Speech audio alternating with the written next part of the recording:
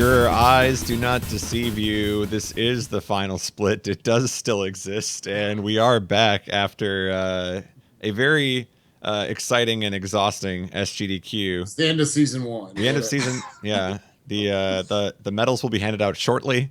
Stay tuned for that. If you placed high enough, we hopefully will get those out to you. And yeah, we are back. How's everybody doing? It's post SGDQ. Are we all recovered yet? Maybe. Yeah, I think so. All right. I would say fully recovered. I feel like my sleep schedule was a lot better than a lot of other people. Yeah. At this event, I was mostly on like a relatively solid like go to sleep about midnight, 1 o'clock, wake up 8 o'clock, felt healthy. But I know other people weren't as lucky with their schedules. I was gonna say, do you notice yourself getting more responsible as you go to more GDQs? Like Yeah, I could stay up. It sucks. I could stay up, but you know, I'm gonna. It's the worst. I should probably contribute to the marathon in some way and not just stay up and party. Yeah. Yeah, without a doubt. I mean, that's as far as I'm concerned, that's contributing. But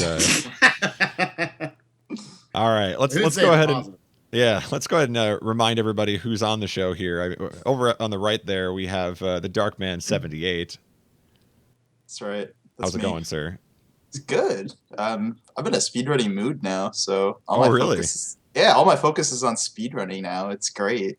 SGDQ renewed my passion for speedrunning. That's great. Very, very good. Not the answer I expected from you at all. So this passion. That's going to make my answer sound wholly disappointing when it gets to me, but no. Spike is back with us in the red box there. Spike Vegeta, welcome back. How are you doing? I'm doing good. Are your passions renewed? Oh, absolutely. I don't know if they were ever in a bad place, but yeah, no, speedrunning nerd. I'm already the thing is, so you should have you're saying have you fully recovered? I feel like as soon as SGDQ ends, all I'm thinking about is AGDQ. And I'm not even an organizer, a staff person. I'm just thinking about all right, who's going to offer what? You're immediately, as you're walking out the door, you're like, are you going to AGDQ? Are you going to AGDQ? Trying to plan out what that next week is going to be. Yeah. And thankfully, we talked about there's 7 months in between AGDQ and SGDQ, only 5 in between SGDQ and AGDQ. So it feels like already we're getting ready. A little bit less of a wait. Yeah. So that's good. It's just, still a long ways away, but not quite as long. So that's good.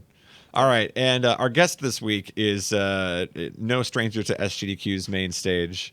We have Chelny with us. How's it going, sir? It's going really good. Now, did SGDQ inspire any speedrunning passion from you? I don't know. I mean, I definitely was. In some ways, I was practicing that whole last month for that race. Yep. So then when I got home, it was kind of oh man, I can play something else now. Yeah, exactly. I have time. So yeah, a little bit. It's sort of given me the ability to sort of look at what I want to actually do with my time a little bit better. So yeah, it's been kind of nice. I feel like it's like a double-edged sword almost. For the people who didn't have a run, it remotivates them to want to try and get a run. And then for the people who had runs that have been pouring all the time in, it's okay, now I get a break, and it's casual time. I'm going to play some other stuff just to take it easy or something. But yeah, not necessarily always the case, but seems to trend that way. All right, I click this button. This is how this works. It's been a while. I click this button, and then a topic appears on the screen. Yo, all right. And then we might even say something about it. That's how the show works. Gotcha. All right. Well, we have coming up here on the weekend for the next 3 weekends. We've got the Get Yourself speedrunning races returning. And if you're not familiar with those, they're the Speedruns Live hosted races that kind of follow the GDQs and encourage people who were just watching them to jump in and get on board with speedrunning. So we've got this time around on this coming Saturday afternoon, we've got Mario Kart 64. Looks like Super Meat Boy is going to be one of the weekends. And the final game was Pokemon Red and Blue, I believe. Yeah. Yes. Okay, making sure I get all those right. Mm-hmm. Saturday afternoon races. Pretty straightforward games, I would say, this time around. I feel like they really did a good job of picking games that people can jump into even if they're not familiar with the speedrun route necessarily. I mean, most of us have some familiarity to be able to play Mario Kart, even if we don't know the tracks, all the skips and all of that. But Right. what do you guys think about these get yourself speedrunning races? I mean, I love the initial just concept, obviously, of doing the get yourself speedrunning. I think it's another wonderful idea by one of, not him solely, but people like Blecky, people there over at SRL, just wanting to, it's not just something that we put on as a showcase when it comes to GDQs, which is what a lot of people probably think of it as. It's also something that, like, you should get into yourself. It's just a fun hobby. We didn't start it as something where we wanted to become famous. We just did it because we thought it was fun speedrunning. So get yourself speedrunning just as a concept has always been a lovely thing to me. In terms of the games themselves, I think these are three really smart choices because, you got the first one they played a little safe. They mostly went with like kind of 2D platforms, stuff like Mario 3, Sonic 2, Zelda. They just kind of kept it classic. Yep. Whereas here, they're trying to like, okay, here's a just like standard platform where we can throw you in a Mario Kart 64. Here's a more modern game like a Super Meat Boy, and throwing at you an kind of a lot of people's, I guess, first RPG speedrun you can kind of give to them in Pokemon Red and Blue. I think they're all three really smart choices. I think the varying lengths of them are good. And I think, there are three that should bring in, enough people know them and have access to them that a lot of people should get into it. So I think they were three very smart choices for, I guess, season 2 or the second edition. Yeah, Darkman, do you agree with Spike's comment about the length of these races? I mean, are people going to jump in if they don't know these games? That's kind of my concern, to be honest. I mean, obviously, Pokemon stands out. Like, it's an RPG. I mean, it's not going to be something that you can just go in blind and think you're going to beat it in 2 hours. That's not going to happen. So, but I don't mind it that you have a game like that. My concern is I don't really know how Mario Kart 64 is like speed-wise, but we know Super Meat Boy. I mean, if somebody goes into that blind, it's going to take them some time. Ooh. Even though the Light World stages are not as nearly as hard as the Dark World stages, it's still going to take them some time. So that's my concern. I love the 3 picks. I think these are 3 really varied games, and they're really great games. But my concern is how is this going to appeal to that person that maybe doesn't have a lot of speedrunning experience, which is what GYS is appealing to. Like, how is that going to be for them? Are they really going to enjoy this, or are they going to be a little bit frustrated because of maybe its length or its difficulty? Do you feel like these games are familiar enough to people that even if they don't know the speedrun route necessarily, I mean, is that going to be enough, like, for people to say, oh, I was looking for an excuse to play through Pokemon again anyway? Yeah, that's definitely a possibility. I could definitely see that. Chelny, what do you think here? Well, that was actually sort of one of my reasons almost that I kind of thought about doing Super Meat Boy, because I haven't actually played the game yet, and I've always kind of wanted to a little bit. It's one of those games where it's, always renowned for being very difficult and all that stuff, and it was one that I just haven't been able to find time to fit into playing. So, like, that run in particular actually appeals to me because of that reason. Yeah. But something, like for a Pokemon game, like, because I don't really have almost any experience in Pokemon games at all. I think I played Pokemon Yellow for like a very short time. Like, we didn't really own any of the games or anything. Like, a game like that might be a little one I would more likely stay away from, just because it would likely take me a long time to play through. Plus, when I get into RPGs too, like, I like to explore and waste time everywhere. So it's not really ideal for me to jump in blind in a race kind of thing usually. But yeah, like, I mean, I could see the appeal for both reasons. Yeah, and I think too, at least if the past tells us anything, they've been pretty good about posting guides for people who really actually want that additional help. Yeah. Not everybody's going to want it. Some people are just going to go at their own pace and say, you know what, I know that the route's out there, but I'm just going to play it, and that's fine too. But I think they've been pretty good, pretty active about asking people who know some of the tricks to explain them for people who might want to know them. So definitely. I guess one thing I'm curious about is, in the past they've shown the experienced runners on the stream. They've done a pretty good job of that. And then once they finish up, they'll bring in some of the players who are, finishing up behind them. I'm kind of curious if they'll blend it a little bit this time around, or what the plan is for the stream side of things. From what I understand, it's pretty much going to follow the same formula. Show the experience. They're going to have featured runners that's going to be on stream, and they're going to show them. And then after that, kind of take us through like some of the other runners. Sure. What I love about them doing something like a Pokemon or a Super Meat Boy is that you hopefully, like, it's not just going to inspire. I mean, people can certainly do these blind if they want, but to inspire people, part of the biggest aspect of RPG speedrunning that everyone knows is the routing process, is going through the entire game and figuring out, I need to pick up this item here, this item there, I need to equip it here, I need to make sure, my character, my Pokemon is leveled up at this point a couple times. These are good grind spots. Like figuring out that routing process, and you don't need a guide necessarily to do that. I just need to know, okay, Pokemon is a month from now. It's the last one on the list. I can sit here myself and just go through Pokemon and find, I find that getting this move is good for me right here. And, I don't necessarily have to follow the cookie cutter guide. Which I think is another thing that's kind of interesting to people who speedrun games. How many strats have been found by people who are just playing it for the first time and are just like doing their own thing? Then you find, especially RPGs where there's so many endless possibilities. To have access to that through other runners doing it blind, I think is really cool. I like that they picked an RPG here and that they didn't just keep it safe like they did in the first season. I think this is a good idea. And it's Pokemon. It's a little more straightforward than, say, if they threw you, a 3D Final Fantasy or something. Yep.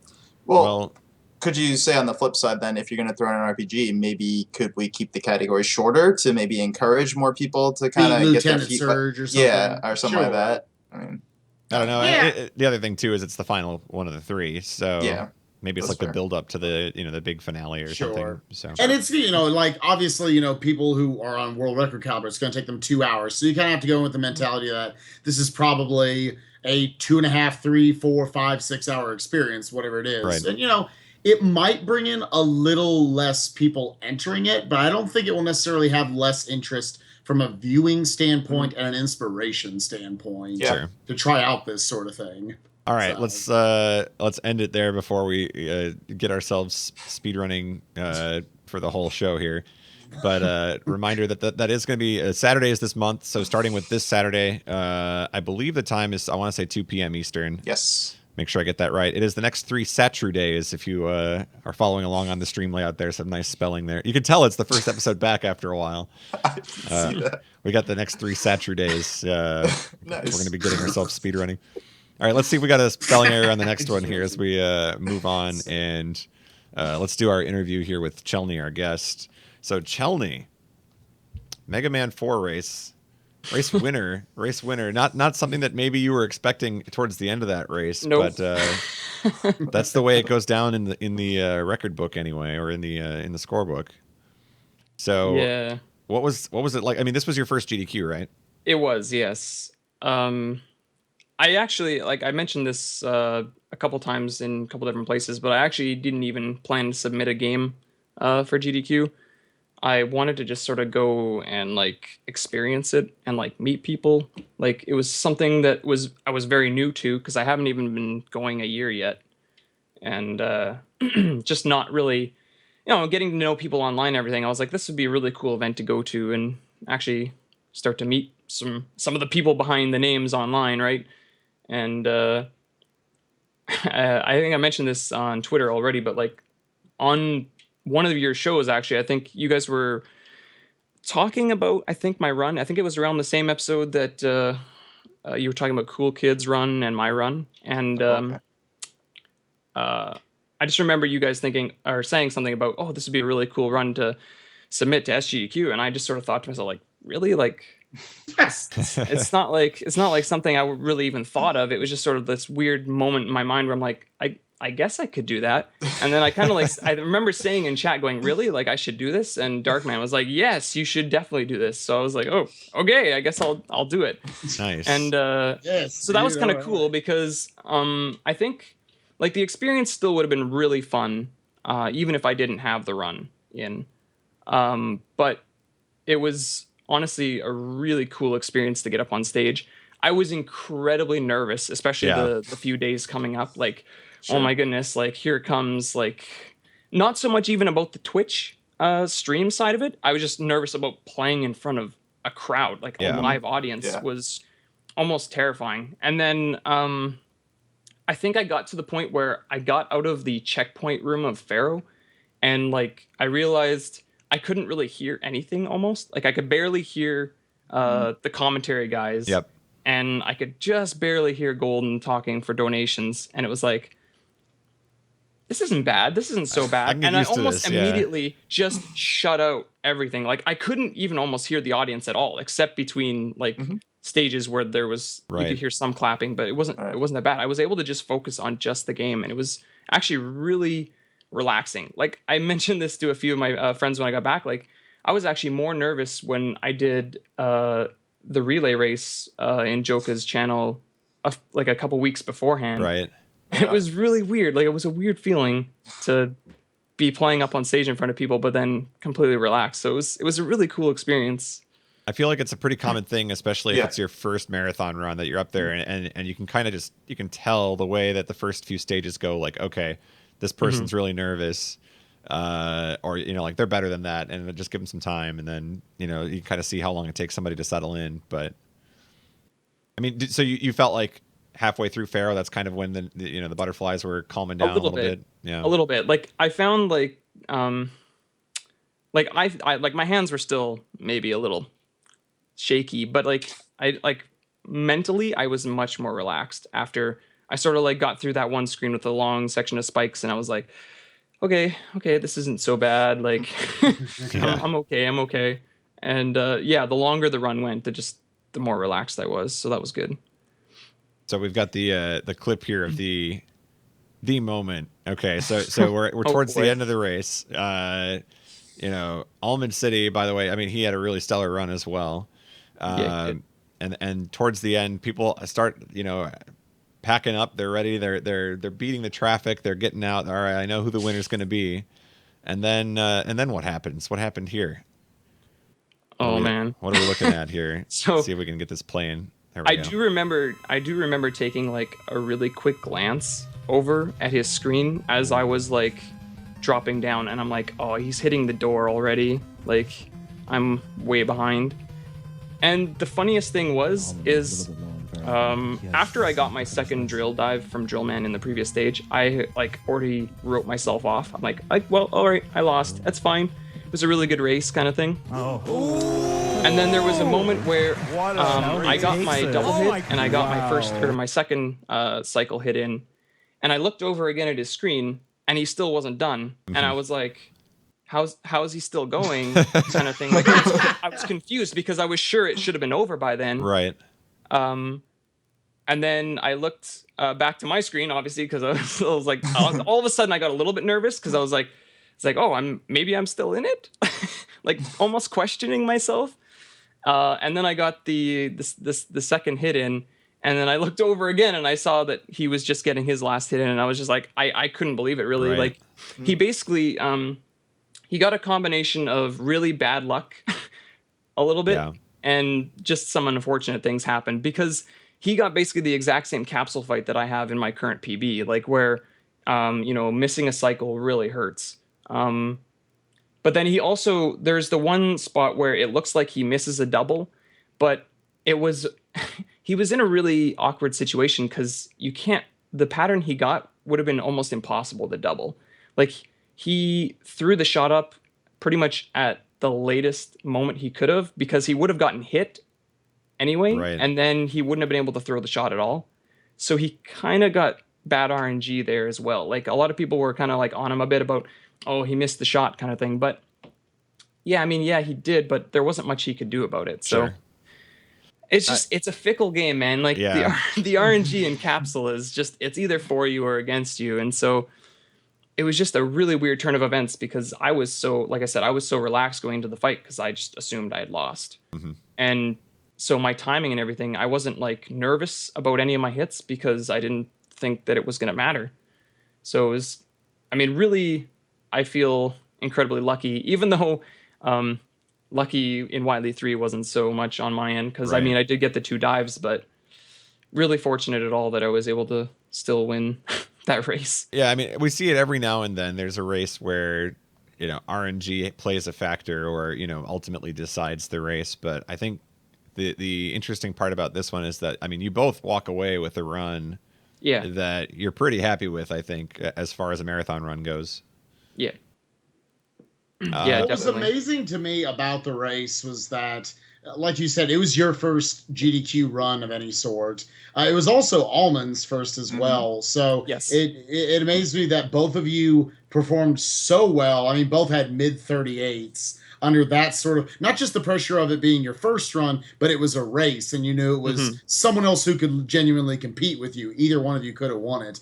Did you get any sense talking? I didn't personally talk to Almond during the event. Did he seem as nervous as you were? Did he seem a little more chill about it? What was kind of the dynamic there between the two of you? He said he was pretty nervous. Like, he didn't look it to me, but you like he kept saying it, so I'm assuming he's not bluffing. He's yeah. We had actually done a couple warm-up races when he first got there in the morning, because he arrived that day, and we did a couple warm-up races, and it was kind of funny because I won the first one by maybe a couple seconds, and he won the second one by maybe 10 or so. And the funny thing is right then and there I realized that I was almost an underdog in this situation, because in both of those races I didn't die and he had deaths. So it was like he was clearly playing at a higher level than I was. So I was actually pretty nervous going into the run. I'm really, really glad that in the race neither of us died. Like, I was so nervous that like I was gonna screw something up and lose like 45 seconds, because one death in that game can just cost you just an absurd amount of time. Take you out of the race. Yeah, exactly. Certain sections you die, it's just you're screwed because maybe you don't have enough balloon to continue, and you have to adopt some really safe slow strat. Yeah, exactly. But yeah, like I really wish I had gotten more time to speak with him as well. I didn't get he was sort of behind me, sitting behind me a little bit after too for the rest of the Mega Man block, but I didn't I went out for supper and I didn't see where he went, so I didn't really get a chance to hang out with him longer. But it seemed like he was sort of in the same boat of really nervous at the beginning, but didn't do so bad once he started getting into it. Now, so go ahead, Darkman. Oh, so I was gonna say, like, obviously you talked about your first GDQ nerves. Did it maybe play into like an added pressure because of a race, or because we haven't seen Mega Man 4 in such a long time, since Duckfist's run, like, there hasn't been that like that checkers type quality run of like, Mega Man 4. Does that add like any pressure, do you feel, or it's just kind of the first GDQ is nerves enough? I think there were a couple things. One, because it was a race, I think I had less nerves. Okay. I think the fact that it was a race probably helped me, because I didn't feel that all eyes were on me the entire time. There was two screens, so people could be, bouncing back and forth. So I didn't really feel as much necessarily under the microscope, so to speak. The other thing was initially unfortunate that Duckfist wasn't able to actually make the event. Yeah. But in some ways, that probably was helpful to me, because one of the very first speedruns I ever saw was his run of 4 at AGDQ 2013. And I was actually like, the whole like idea of I'm going to be running this game, and I initially asked him to commentate for the race. So I was like, I had this whole like thing of going on in my mind of I'm going to be running the game that I basically discovered speedrunning on, and the guy that I watched is going to be sitting behind me. Yeah, no like, pressure, right? Like if you make a mistake, so to speak, right, kind of thing. He's sitting back there with his clipboard, just like, oh my god, he got that wrong. He's not doing balloons. Oh man, what's he doing? Yeah. He didn't die on the auto scroller. Unbelievable. But like, I know it wouldn't have been like that probably, but like, it almost was like a weird thing. Like I was really nervous about that, and the fact that never ended up being a thing. I don't know. Like, it was pretty relaxing. Like I said, it really caught me off guard to how much fun I was actually having, as opposed to serious mode, because there was actually a few times where I talked with ADEF after, where he was saying to me like, so you kept turning around and talking to me, and I'm like, focus on the game, and I'm like, to me that's like, oh no, I was just doing that because it was helping me calm down. It's like, I want to like, because when I stream, I talk and I talk and I talk and I talk. So like for me to just sit there and play the game is actually not very comfortable. So if I would always like turn and be like, it's like, oh, I got no drills or one drill kind of thing, right? Did you see that? Right. That's not so bad. I can handle that. So you'll like notice if you watch the running and you notice me, I'm always turning around, or like Yeah. I'll turn to Almond and be like, oh, nice. You know, like just trying to like take my mind off of like You, the actual... you notice kind of like two styles of play, especially in races. You'll see the ones who are just like so focused and like don't touch them, like don't even breathe near them because they're, you know, it's between them and the TV. Yeah. But then there's the other side of it, and I think you and I kind of have this in common, where it's just like I want to be able to turn around and know that we're still having fun back here, and you know, I think that helps you calm down a little bit. Yeah, exactly. And I too actually having the run on Thursday, so near the end of the event really, was helpful too, because then I got a lot of practice in the practice room with people watching me too, Sure. because that probably actually helped as well. Like, and it actually helped, I think, a lot of people find me too, because I don't know how many people actually knew what I looked like. Yeah. I was wondering, that was actually a question I was going to ask, is for a lot of people, some like to, like I know Gary said he loves having that run on the first day, Dongan Country, and then just being done for the marathon, getting to do it. You actually preferred having it later in the marathon, at least I guess for your first experience. Yeah, it was kind of nice because I hung out like a lot in the practice room because of that. I typically would do about, you know, a couple runs every day, and then I would just sit down and just watch people run.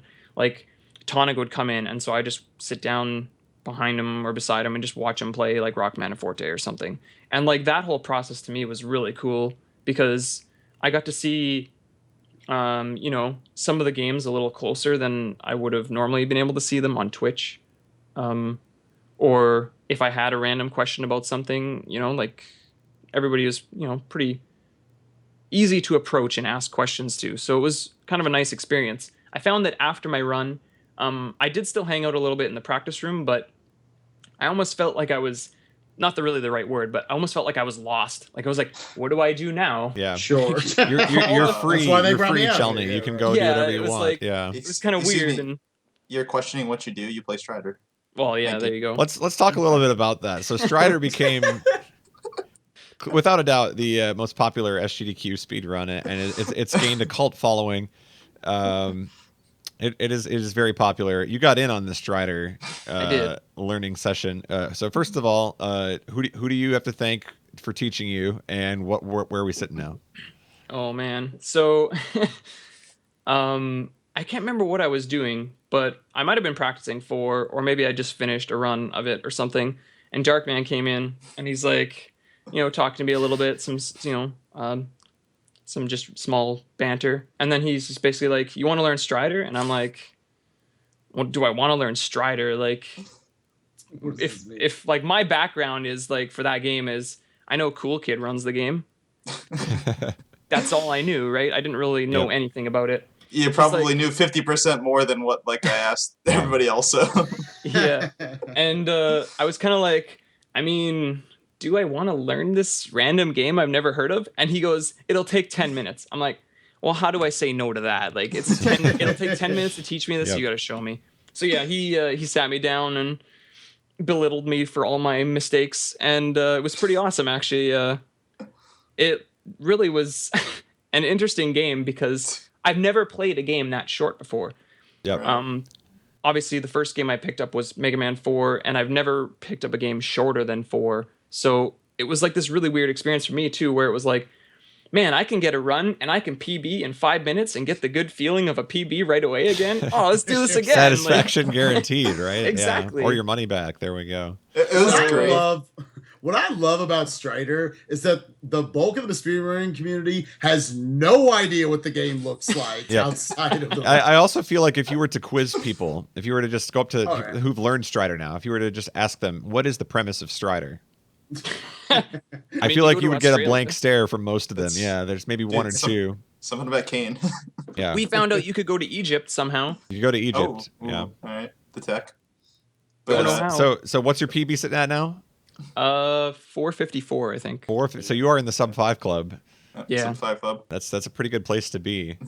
Yeah, I got home and I was like, okay, well now I need a recorded version of it. So I Started did streaming one it. stream so I could get a recorded PB and then It's for AGDQ submissions. Yep. I was gonna Yeah, say, exactly. you never know if you're looking for another AGDQ game. Possibly keep it in mind. You never know. So yeah.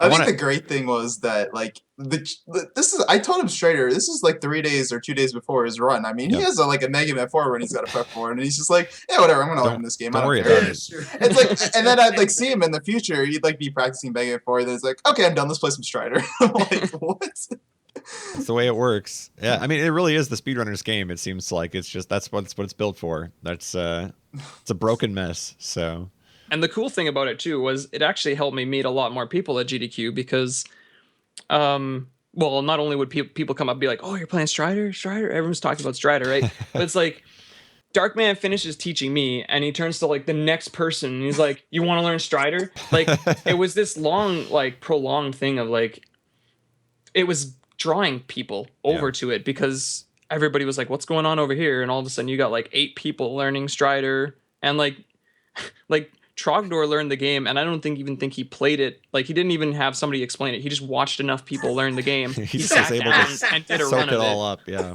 So it's like it was a pretty cool experience actually.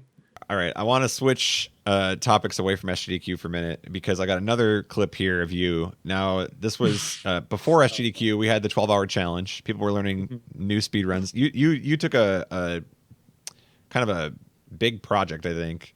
I did. In, what game did you pick? I picked Final Fantasy VIII. Now, keeping in mind that it's called 12-hour challenge. It's true. You did start your run before the 12 hours. So that was interesting. Now what happened though? Because now I've got a clip here of you breaking the game, and I don't think that this was part of your plan. This was part of your 12-hour No. study here. So what's going on in this clip here that I'm about to show? Ultimately, I think the game broke on its own. I actually asked Karakarn about this after, and he said it's a weird thing that can happen with some PS2s with regards to disk speed. And just randomly, there was a point where I was trying to cycle through characters to get back to Zell's Limit Break. And one of the times I guess I hit triangle to cycle to the next character was right at the moment that Diabolos's Gravaja was going off. Mm-hmm. And it had to be something to do with that because everything went purple from the spell, basically. And the menus went all crazy. And the menus after the fight were all crazy. And I went in later even to, because the next step would be to go get Quistis's card. Yep. I even went into that point, and all those menus were messed up. So I was like, I thought I had like wrecked something. I'm like, I'm just gonna save this on a different file, and I'm gonna turn the console off, and I'm gonna turn it back Just on and hope it fixes itself. Make sure it still functions at that point. Yeah. Yeah, exactly. And it actually did. It did get fixed. So, but yeah, it was the most bizarre thing because I didn't feel like I really did anything. It's just like the game just decided it had enough and needed a break, I guess. You know, if anybody figures out the secret to the purple menu, there's $1,000 up for. No, not quite. Is that? Is that That's not how it works. Just because you find something cool, you can't just offer a grand. Okay. No. Well, that's okay. I don't feel like the purple menu is going to save any time anyway, so No, I don't think so. probably not. All right, let's move on here and let's just talk generally since we're already kind of on the topic anyway. Why don't we dive into SGDQ in a little bit more detail now that we've all been there, done that. Let's go ahead and just open forum here. Thoughts on SGDQ 2015. And go ahead, anybody that wants to like pick a topic here. It's kind of free form today. What aspect do you want to look at first? Spike's looking like he's ready to go. No, I mean, it's 150 hours to analyze that we're going to do here in 15 minutes, but or whatever amount of time. But I thought overall, and I mean what I say, I thought this was the best show that they've put on yet. I really thought they did a lot of aspects better than they've ever done it. I very much enjoyed that we got to work with Power Up Audio. I think, we've obviously got some post audio issues, I guess, with some of the YouTube VODs. But overall, I thought the audio was the best situation it's ever been. I thought as a runner, being able to, I couldn't hear the crowd that well, kind of like Chelney was talking about, but I could hear my commentators. I could hear my host. I could hear all in the game. I could hear all that really, really well. So that was good. I thought in terms of just quality of runs across the board, I thought this was some of the most well received. I think, especially when you look at stuff like social media or Reddit or whatever. I think there was a lot of good positive feedback for many runs that people were just producing good stuff. That you guys produced two medium 38, mid 38s in Mega Man 4 like it was nothing. As much as I'm sure that's an achievement. I felt good about Rayman. People were talking about that so many of the X games, just games across the board, 334s in Donkey Kong Country. Right. You got to feel good about a lot of those times. And the venue, I liked the hotel we were at. Let's best venues. Let's talk about that. Just from your guys' experience there. What were like the positives, the negatives? I mean, my thought going into it was that the only people who are going to be happy about Minnesota were the people who actually live here, because it's like, all right, we don't have to pay hundreds of dollars for a flight. What did you guys think of the? I mean, were you for Minnesota before, and then like still for after? Were you against it before, and then now you're for it, or like what's kind of the before and after thoughts about Minnesota and the venue? So it's kind of like a tale of three things for me. Like when they made the initial city announcement, I was like, eh. Yeah. When they I think a lot of people were. Yeah.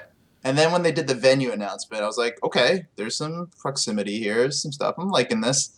And then when we actually got there, I really fell in love with Minnesota as a venue. I just thought it was miles better than Denver.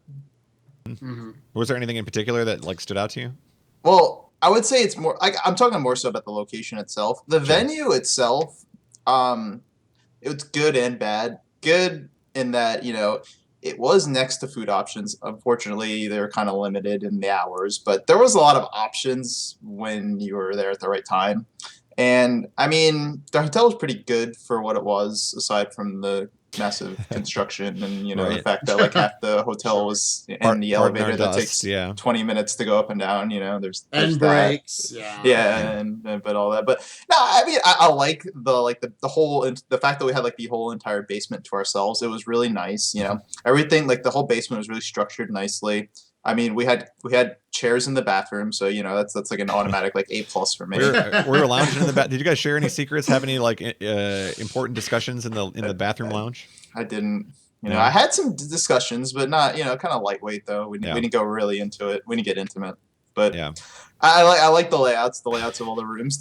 I think the big winner for me was the whole PC setup, in that LAN kind of room. I thought that was really cool. I'm sure they didn't intend it that way, but it ended up working out that way, and it was kind of cool. The first day I was there were people walking in with Cloud9 jerseys and Fnatic. I'm like, are they hosting a mini tournament here at SGDQ that I don't know? Is there going to be some, I don't know, 5-on-5 League of Legends showdown or something? The RuneScape lob certs. Yeah, I mean, I thought the streaming was really good. I liked it. Maybe probably in the future they could have maybe tweaked the lighting a little bit, but I'd probably say that was my only real complaint about the stream room. I thought overall it was really good. Chelney, what did you think going into it and then afterwards? I didn't really have a whole lot of what's the word I'm looking for? Criticism. Yeah, really, I sort of went in just sort of wanting to just absorb everything in like a sponge a little bit. I didn't have too many issues with anything really, other than the fact that like Darkman already mentioned that some of the food places shut down, or we were in the business district, so it makes sense. So as long as you knew that and you planned accordingly, you were fine. It wasn't like there were ever times where you felt like you weren't going to be able to eat. But the venue itself was really good. I don't really know how much I really was in my room, but I felt like I was always tiptoeing in last in my room a little bit, trying to sneak in and not wake anybody Make up. sure you, But it was comfortable. I always woke up feeling pretty good. So I mean, it wasn't like it was ever uncomfortable in any way. Sure. It was easy to just slip in and out of, I didn't know what it would be like for the main stream room. I didn't know if it was going to be, shut doors until runs were over kind of thing, or things like that. So it was kind of like interesting to see how sort of laid back it was and everything like that. It was kind of nice. Um, and then the other thing too, like I sort of went into this one, like I had said, to like just sort of wanting to experience everything. So I never like had put in to like volunteer for anything. I just wanted to sort of go in and Which sort is of experience good. the I thing. absolutely recommend that for your first Sure. GDQ. Right. And but I still actually was able to help out. Like that was the cool thing, was even though there was I wasn't on a schedule, so to speak, like I get there on day one and Vuligin was just like, "Hey, can you help test some TVs?" I'm like, "Absolutely." Like it was kind of nice to be there early and Yeah. like sort of before everything started and see, you know, I may not have actually been there to like do something specifically, but it was still be able to help out and stuff was kind of nice too. And that was uh, really cool to see, actually, like how pretty, again, laid back everybody was about the entire event. Because some events, I mean, I don't know, like it's hard to know how something's run until you actually go. Sure. Sure. Spike, before and after Minnesota, like yes, no, maybe so. Oh well, before as like I like Denver as a city. I enjoyed the first SGDQ a lot. I had a lot of personal nostalgia for going there the first Yeah. time. Mhm. SGDQ 2013 is still one of my two now favorite GDQs. So I guess I was a little sad there. I was afraid Minnesota was maybe a little too far east for your like west GDQ. After though, I predict we're going to go back next year, and I have no problem with that. I would be okay. I would like them to put a little more research into just the area, Sure.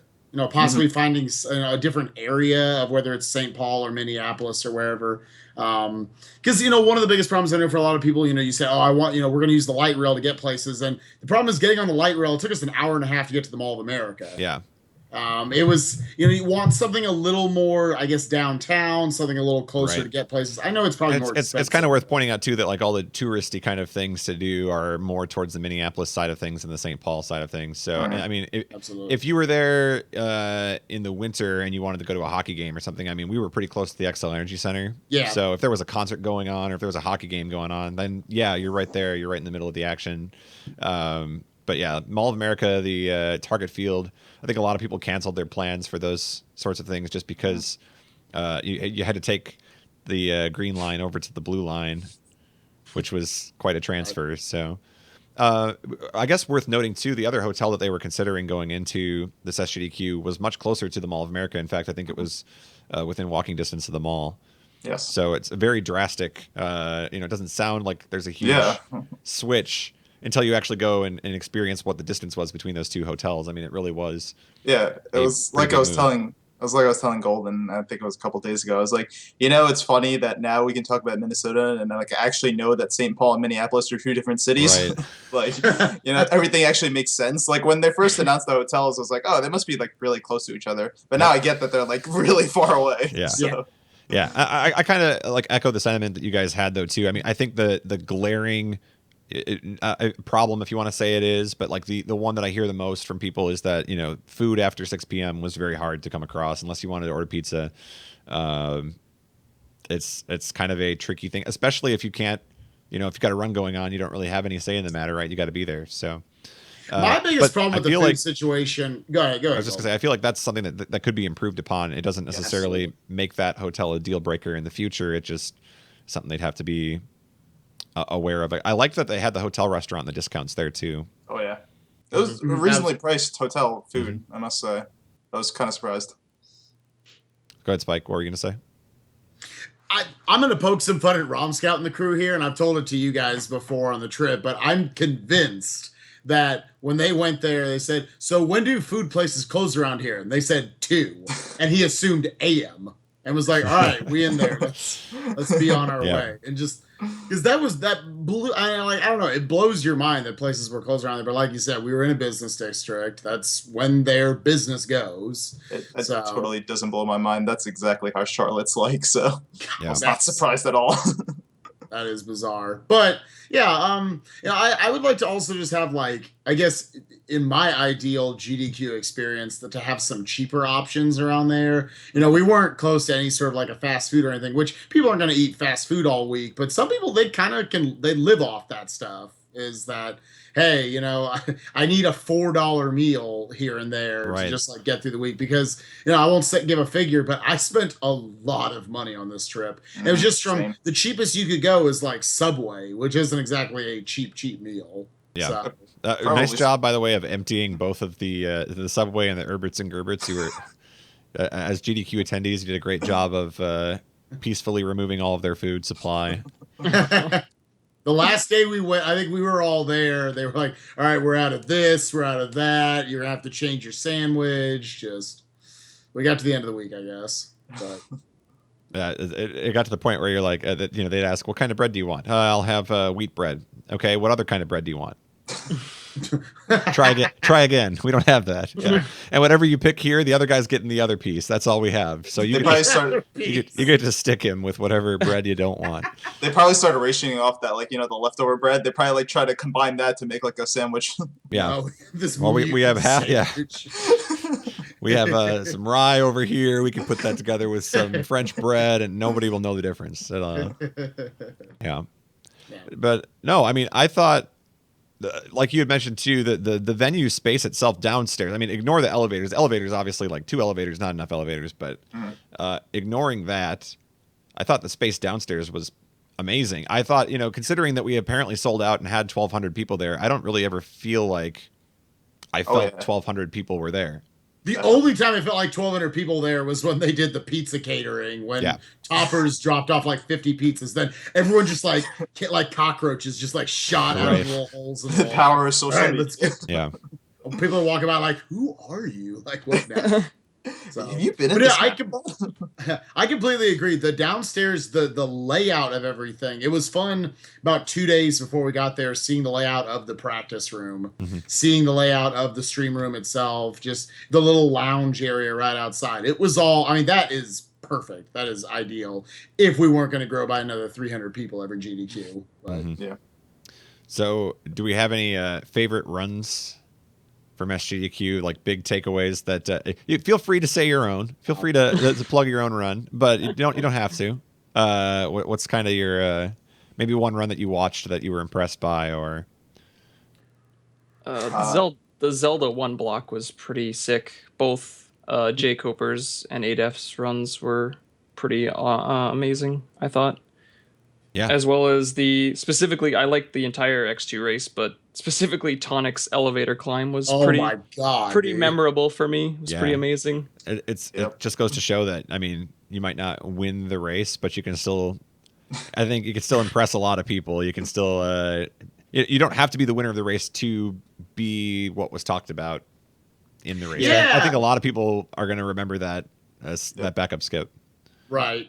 That X2 race, I think, was a wonderful showcase of, like you're saying, it's not necessarily just who wins the race that's going to put on a good show. Because some people point to Super Metroid, and if you're just watching Zos, like it was a good, that was a good watch, I guess. But it wasn't exactly a great race, and people don't remember that as much. That Trogdor won that race by 40 seconds or something, 40, 50 seconds. Yep. But people still have all these great memories of it. And I think it was from us trying different things, like you announcing all 4 runners as they came in. Stryker doing the Pledge of Allegiance. The Pledge of Allegiance. Not the Pledge of Allegiance. I knew what you were going for, but yeah, right. all right. We better check Spike's knowledge of the USA at some point. We'll keep that in mind. That's a future segment. Yeah. There we go. But yeah, just like seeing all the fun things, like the energy in the room. Yeah. And again, Tonic, the last place racer, going for that sort of a skip. I thought the X2 was one of my most favorite runs from just an experience standpoint. Getting to watch all that gold go down before and after. Bonesaw holding the flag, apparently, backwards, whatever he was doing. No, he was holding it, but the whole not being an American. Yeah. So X2, yeah, I would agree with Chelney. I definitely think X2 is one of the more enjoyable experiences where if you had just kind of sat there, hands in your lap, just kind of allowed it to be like any other race, I think it would have been very forgettable for a lot of people. But the bells and whistles we put around it and some of the interesting strats that the racers implemented seemed like a lot of people were having fun. So. Yeah, it was fresh. I mean, we've done an X2 race before, but it stood out. It was different. So, Darkman, do you have a favorite? Yeah, I'm gonna give a shout out to my 502 brethren, Mashi. His DuckTales run was really good, and I mean, I've seen plenty of DuckTales runs. I've run it myself. Like, I know what to expect, but he delivered a really great experience because he had a few deaths early on. It was pretty rough, but after that, for those who don't know, if you game over in DuckTales, you gotta start from scratch. There's no continues. So he literally had 0 lives up against probably one of the hardest bosses because of the RNG factor, and he just went for it. He didn't care. He told me later he didn't realize he had no lives, so it was kind of that factor. That's one way to, he just went for it. It was totally clutch, down to his last health, and he kills the boss. It was just overall really solid right after his, couple of rocky early starts, so I really enjoyed that run. Yeah. I mean, I like when a run like that, it's got mistakes in it, but it's still entertaining and you're still on the edge of your seat, what's going to happen. So exactly. Yeah, I want to echo just what Eggman is saying. It's people are good to the point they make fun of standards, I guess, from even 2-3 years ago now. And we look at Eggman says the level of skill that the community has throughout it is just ridiculous now. And I 100% agree that, again, you look across the board, it's hard to just pick out a run. Not because they weren't great runs, because there were just so many good ones. And people ultimately, I know there was some nitpicking going on with some people say, Jay Coper's run, just because he died to Ganon. That doesn't take away any of the experience getting up to Ganon, everything that went down the run. It was an incredible run. Okay, he finished the challenge. He did the swordless challenge.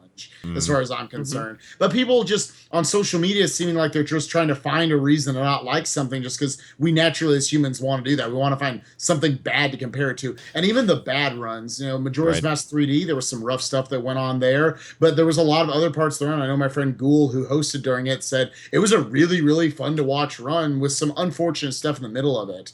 But that's just part of doing runs in a marathon. Do you feel like the bigger that the GDQs get, the longer that we've been around and seen a lot of the runs and seen how they've evolved, do you feel like everybody is too critical at this point? Are we watching with just a critical eye on every run now rather than watching to enjoy it? Or, I mean, is that deserved? Where's the balance struck here? Because obviously you want to watch a good run. Everybody wants to watch a good run. So I actually feel like I completely understand what you're saying. I have felt that the last few GDQs. I feel like it's come full circle and I remember feeling it during Thursday during the classic Mega Man block that Ice Plug went up and did his wrong. Ice Plug in chat is one of the one or two just most supportive people in the entire community towards everyone, and everyone was in there, and it was just whether a lot of us didn't know the game. It was every time he beat a robot master, we all clapped for it. That you saw people during Mario 64 later on in the week during some easy stars, you could say, and people were clapping for it. That people were just they were into it. It was fine. We know we've seen this, however many times, hundreds and maybe thousands of times all year. Right. But it's still something that we want to show support for our brethren, for our speedrunning brethren. I actually feel like it has come full circle, and people are saying no, we're also putting on a show here. And Shelly, going back to what you said about you didn't volunteer or anything, just any of you who were there, the 400, 500, 600, 700 of you who were just there to watch runs, just being in the audience and clapping supported everything a lot, and led to it being an even better show as opposed to just empty rooms everywhere. I don't know. I felt good about that. Yeah. So. I echo Spike's thoughts a lot. I feel like we've definitely kind of going through a transition now in a good way, and that I kind of felt like before we were just so heavily focused on that RTA, that perfect run. Yep. And now we're kind of slowly building to the point where, we still want that really good run, but I feel like we're okay if people make mistakes. We're getting a little bit better with that. It's stuff is going to happen. It's just as long as you can put on the best show you can. Right. I think we're kind of starting to trend towards that way. I think you're starting to see a couple of things here. The first is that you're in some of the communities, in not every community does this, but you're almost seeing like people get nominated to do a run. Like, you've been in the community a long time. You deserve to get to do the run, even if you're not number one. Right. You deserve to get to do the run.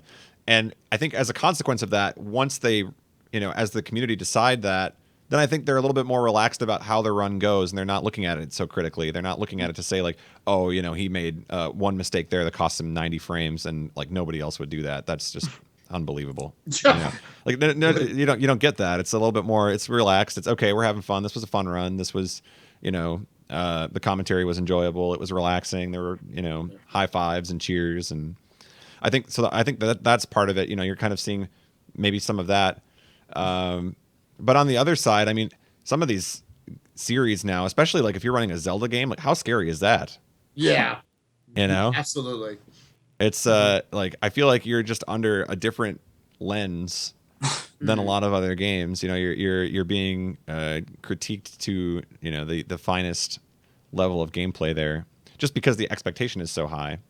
Right. So it's that was, if any games were more, there was no series as a whole that was more criticized at this event than Zelda, like you're bringing up, between Ocarina of Time, where outside of the Deku Nut that he screwed up, there's everything else was really, really solid in that run. That, Majora's Mask 3D, he's criticized heavily for his 10-minute mistake. That, between Swordless, it was great up until then, but then he died again. And all of a sudden, again, people just kind of looking for reasons. And you're always going to have a certain amount of that, I think, especially from people off-site.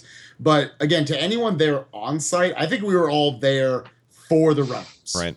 I think we were there to support them, like at every turn. That I think people are just becoming more savvy. Yeah. And they understand that not only is how much work you have to put in to get to this skill level, but also just go ahead. I was just saying, I think that's kind of the key point right there. Like before you even finish your sentence, it's just like I think people are starting to realize that in order to have gotten a run in the first place, you already have to be at a pretty high level in your game. Yep. So even if you don't have the perfect marathon run, I think people used to look at the marathon run and they'd break it down and analyze it and say like every little thing that went wrong, Yeah. But I think maybe we're starting to reach a point where people are saying, okay, you've shown that you're really good at this game. You deserve to get a marathon run. If it goes well, that's great. If it doesn't go well, you're still really good at the game. It's.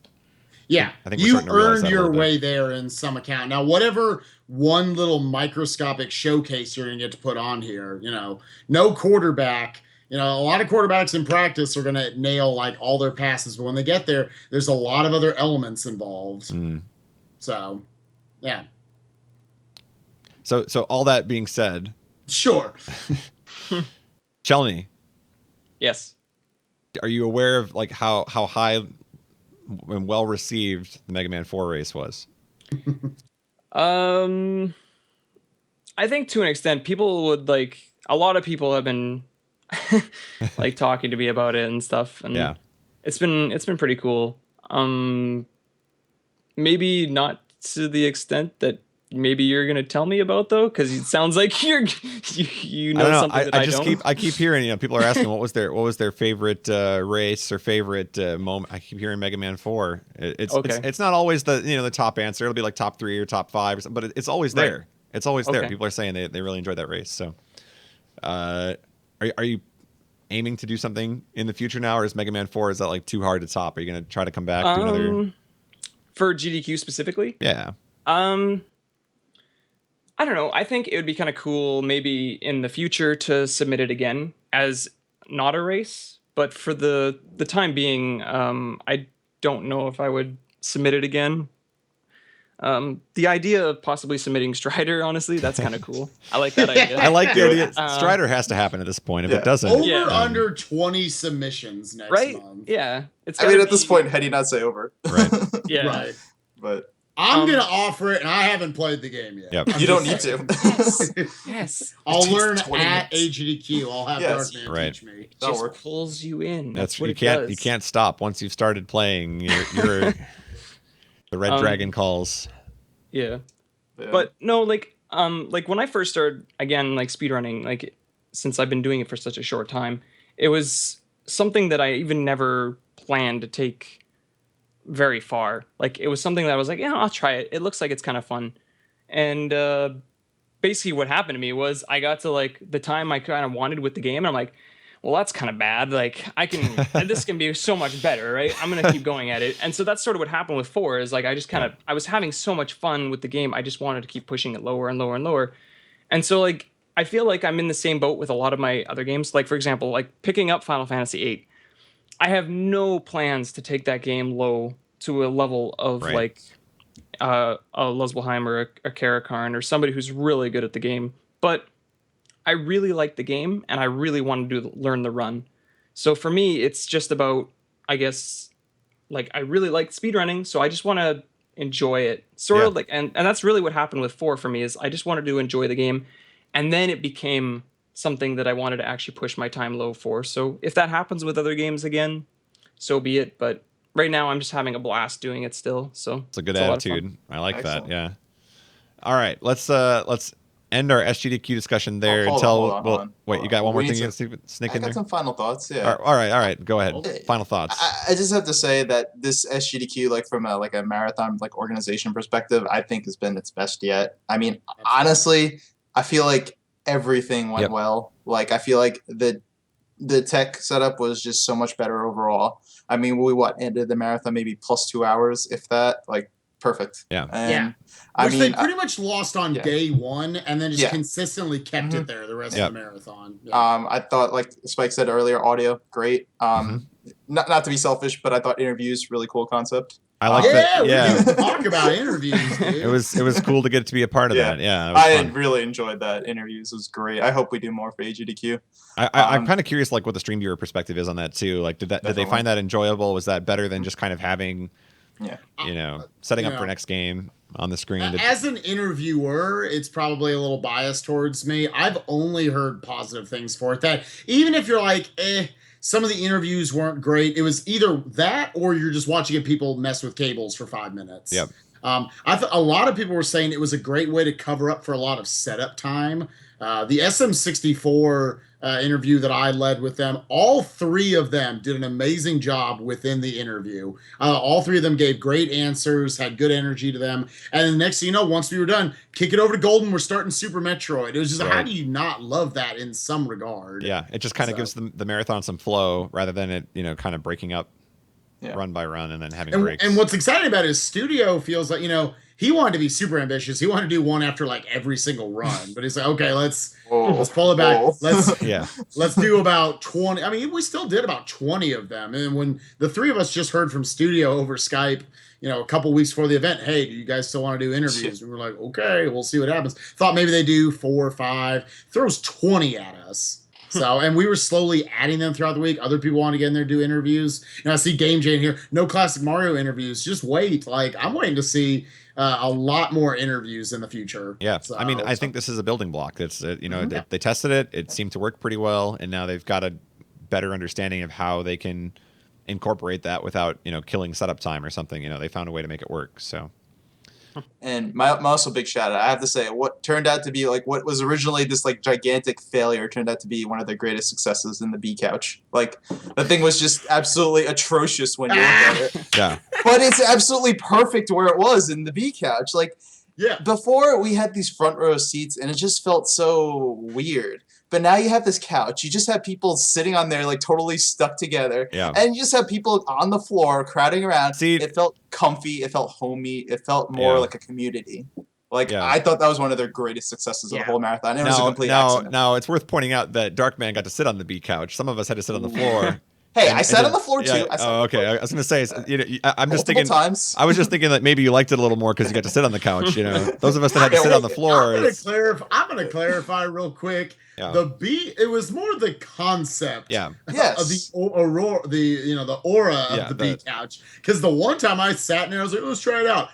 No, never sat in it again. I like that idea though of having like your posse like front and center. Yeah. Like even if it wasn't a couch, if it was just like you have like a designated 3 rows of like, oh, family and friends can sit here or whatever. Yeah.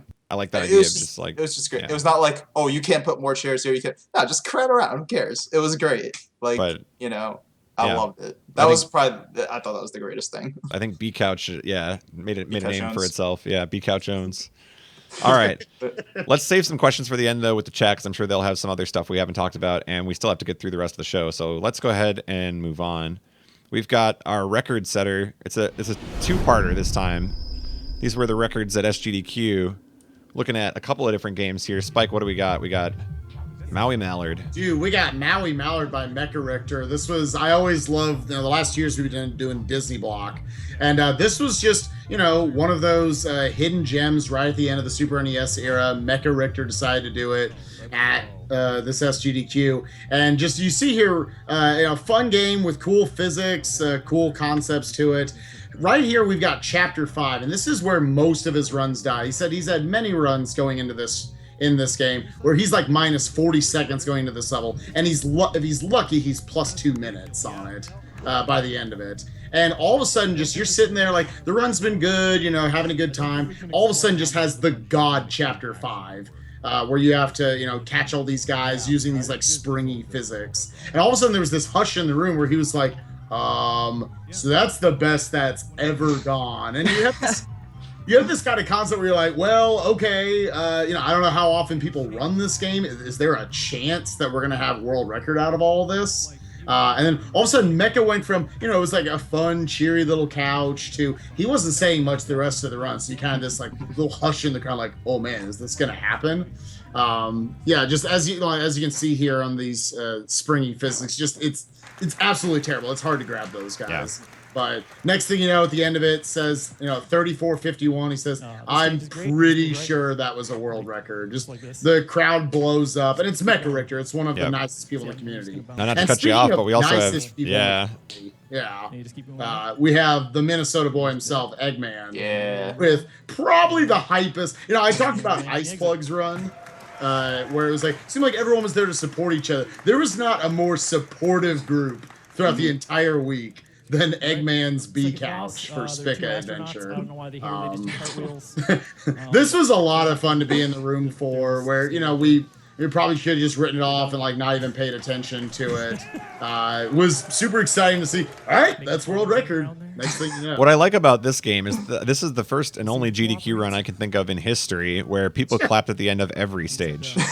There was not a stage that went by silently. So okay, it's an arcade game, right? Yeah, we just go right. All right, that's the end of the stage. Yep, clap, clap. Good job. Yep. Yeah, Eggman, I want you to know I was picking out these highlights last night, and I was like, "Where's the one where he says he holds right for the entire time?" Yeah, that's the one we're highlighting right here. Yeah, yeah, and I think part of the charm of this is that nobody in the room has seen Spica Adventure prior to the run actually happening. Yeah. Everybody in that couch had about 5 seconds of experience beforehand, so that's why we were on the couch. I remember Hannah walked over, and I think it was Tonic and I were sitting there on the floor, and she's like, "Are you guys like camping out for Tetris?" Because that was right after we were like, "Nah, man. As soon as this is over, we're out. Don't worry." And she must have been like, "What?" Okay. Yeah. Probably not the majority opinion there on that day, but there were quite a few people there for Spica and not for Tetris. So, some interesting marathon runs there. Nice job, everybody. Records are not on the 1.2 million. Pretty impressive for summer games. Have they given a tally with like ad revenue and Humble Bundle and stuff like that? I don't think so. I think we're sitting at 1.2.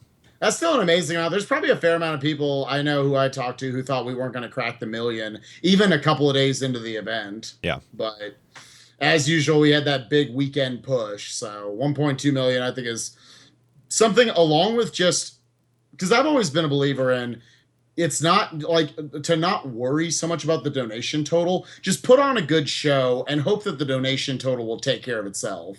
And I really thought that was a lot the case this year. I didn't think there was an excessive amount of donation incentives or anything. I think it was just people having a good time. Yep. And I think that led to a really successful marathon from all standpoints. So, all right. So let's go from a really successful marathon on all standpoints to a segment where people are not frequently successful. And if you're standing afterwards, then you probably didn't get highlighted for because you tend to fall in this segment here. We've got the glitch please, it's back. You guys love it, and we got a good one. We've had a few weeks now without showing you guys something like this. So this is glitch please. Of course, it's Mario 64. It just seems like Mario 64 produces good highlights like this. So all right, we're on the shell. We're on the shell, climbing the pyramid. Okay, pyramid head. Okay, all right, having some trouble. Pyramid head throws us into the star we already have. That is.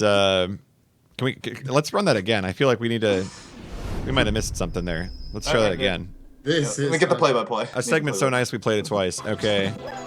Take a look again here. All right. Climbing the pillars. The pyramid head opens. All right.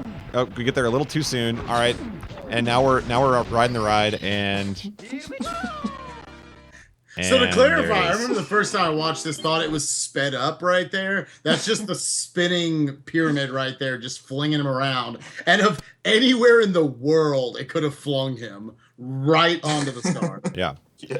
By the way, if you figure out how you can possibly get knocked off the pyramid head into the star that you already have, I believe there's $1,000 up for grabs on. If you can reproduce that. Yeah. All right. Well, good luck to Sockbot. We'll see. Yeah, that's pretty impressive and pretty unfortunate. If you guys have something hilariously awkward happen to you in a speed run or blind race or whatever the case, and you don't mind us poking fun at you, then you should send it to us on our website. You can go to thefinalsplit.com.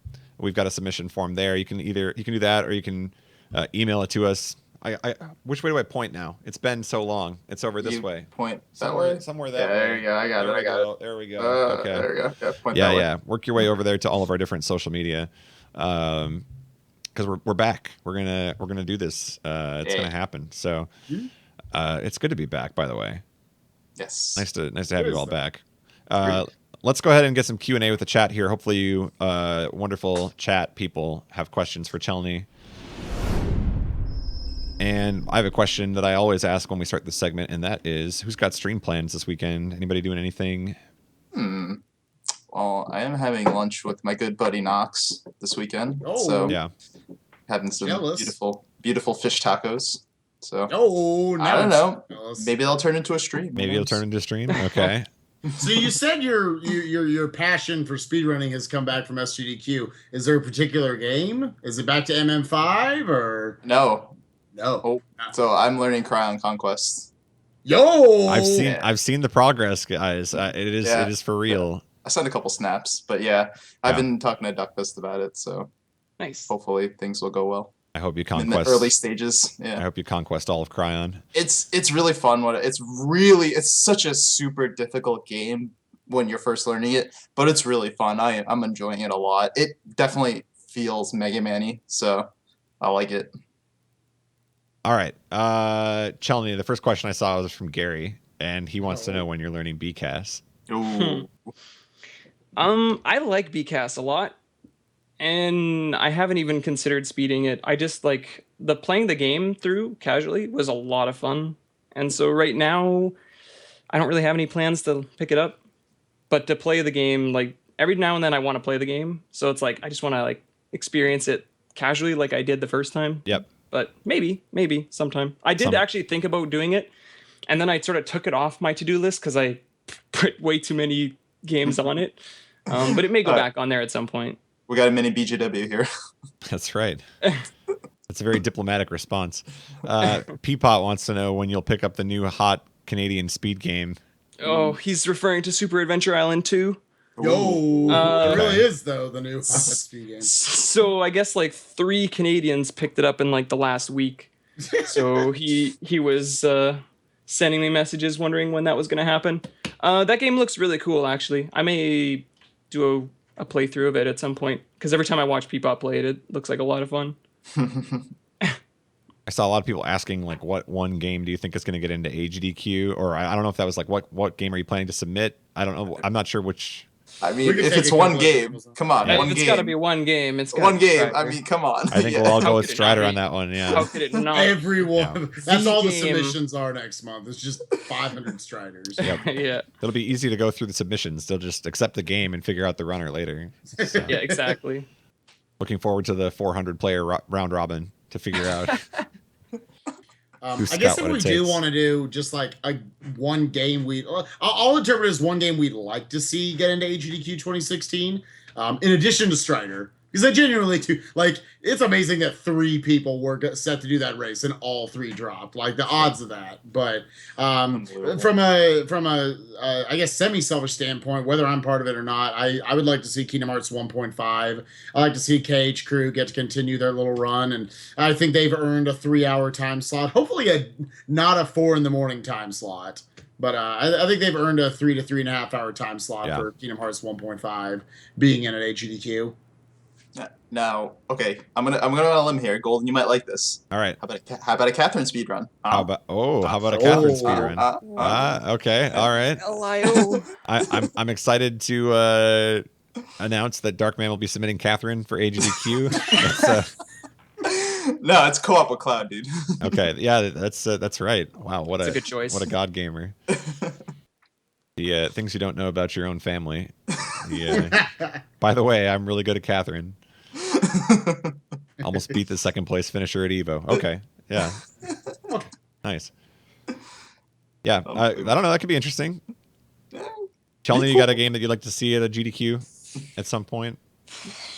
I don't know. Like, usually I don't really have one that I always think, oh, this one should be in, this one should be in. I really like very few games, honestly, that I got to play as a kid. So like those ones, they're usually the typical ones that already get into GDQs. Yep.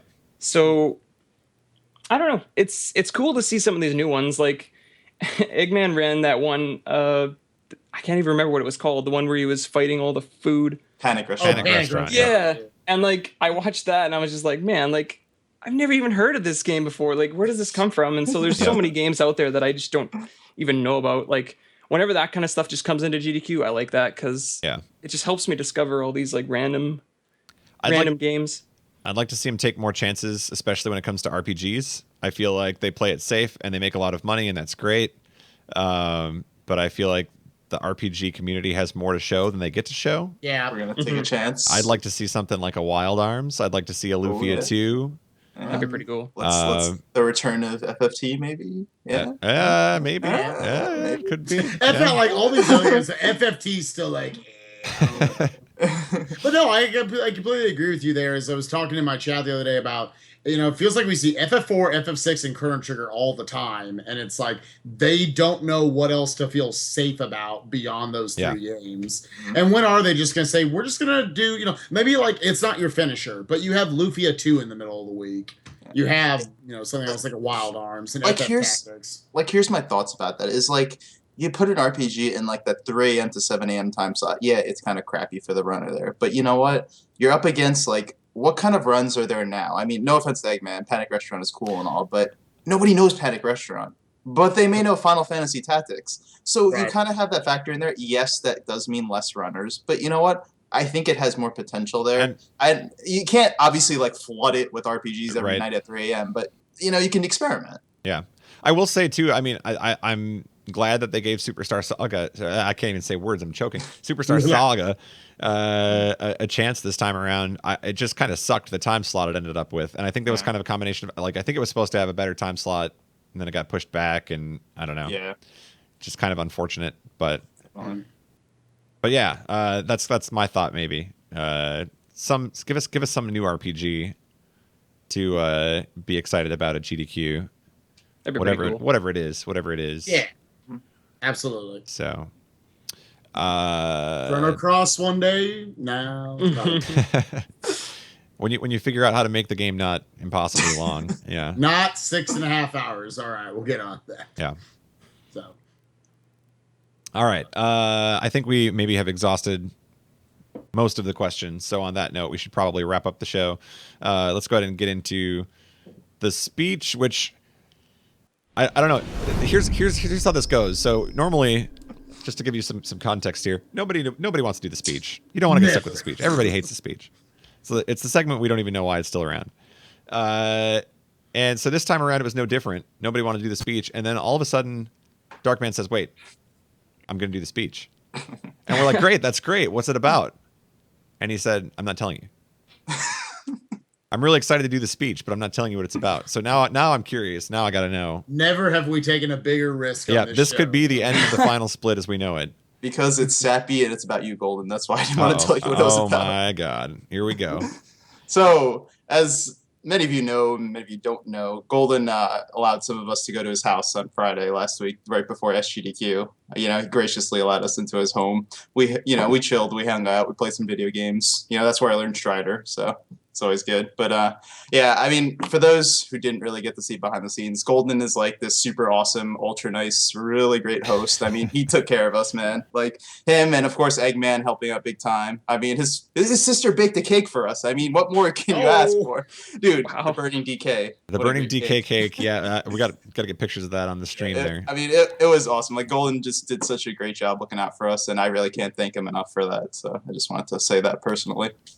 Thank you. I appreciate that. I'm glad you guys had fun. So Yeah, it was awesome. Like that, and just the marathon itself was what really like kind of renewed my passion for speedrunning.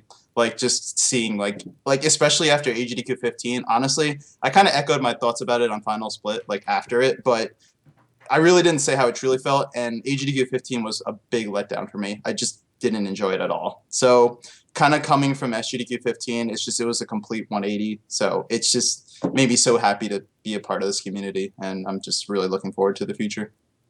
cool. We had so much fun. It was a good time. Hey, and It was such a good time. I'd go back to it was Minnesota. our 50th episode, by the way, which we Hey, haven't even we really did like it. tried to celebrate in any way, shape, or form. So I don't know. Like, does anybody got the? I wonder if I still have the air horn app. Let me see if I still have that from Oh man. That was clutch. from That was good. SGDQ. Oh man, I think I do. Let's see. Maybe. Make sure this can play on the stream here. Oh, boy. all right, Hold all right, all on. right, I don't know. It's like, all right, all right. There we go. That's happy 50 episodes, and Oh, man. here's to many more after that. All right. Thanks again to Chelly. Chelly, you want to give any shout outs? We'll see you on Saturday, everybody. That's yeah. Want to give any shout outs? yeah, make sure you join Mario Kart 64s this week. But yeah, go ahead. Yeah. Nothing overly special. Just thanks to the entire speedrunning community, because it's been a blast this last year learning games and hanging out with some really cool people on Twitch. So yeah, Cool. that's about it. That's pretty much all we need to say. So we'll be back on next Thursday night for another episode of the Final Split. Hope to see you there. And I don't know, tell everybody that we're back. It's been a while. We did take a break for a while. We're back. It's Final Split hype train here, and we know how you feel about that word. So train, of course. I was talking about train. They're excited. They Yes, like yes. locomotives and all of that. Also, we'll see you on Saturday. I'm going to be doing some commentary for the Get Yourself Speedrunning race, the Mario Kart 64 race. So looking forward to that. And yeah, have a good weekend, everybody. And just remember that your run is not over until you hit. The Final Split. Hold on. We gotta read. Oh baby. Gotta read. raid. Gotta read. Quick. Don't shut it off. Don't shut it off. Who's the raid? Um, Now I got to end the Spike. show a second time. dude, Spike. I'm supposed to go find it. I thought you were saying you had one. Oh, wait, we had a raid, but we didn't have one? Okay, we're a little No, I discoordinated. mean, come on. We gotta raid somebody, even Yeah. if we don't got one. Oh, Hold on. We're balls. stalled. Okay, We're stalled. just- all right. So, Okay, just keep talking. Just keep talking. Yeah, That was okay. Such a big. It's the fake. Uh, Don't leave. It was a fake. Yeah. Okay, the show is so- totally still going. Yeah, definitely. Yep. Yeah, we're all having a good time here on this. So yeah, Yeah, what do you yeah. guys Those thankful Final for? Split guys, they did a really Yeah. great job on today's episode. It was, I hope Wow, that's it's one of I my hope that favorite speech is episodes. very not what you were looking forward to. yeah, I can't believe Darkman would plug Golden like that. That's wow, what a waste of a speech that Yo, was. He could have talked What a about. guy. Yeah. Well, what can I say? You know, Oh man, that Chelny guest was too good. They'll never have another good one like that. That was. like what other guests will we have? That has, Chelny, like, can you really show us some of your much- figures in the background Ooh, okay. while we okay, wait okay. for the raid? Give Yeah, us some of the figure demos here. Oh, there we Mega go. Man. Got Mega Man. Heck yeah. That's what I'm talking about. There we go. Oh, we got it. We got And it. Nice. Proto. Oh, Mega Man and Proto Man. There we go. And speaking of Mega Man and Proto Man, we've got Oh, Tiki streaming. And I guess we're going to go raid Tiki. So go do that. We'll recuperate and think about being more put together next week, but probably not. Okay, so now that all that's being said, can we end the show for real this time? yeah. Okay. So until next time, just remember that your run is not over until you hit. The finals. Final Split. There we go. Have a good weekend, everybody.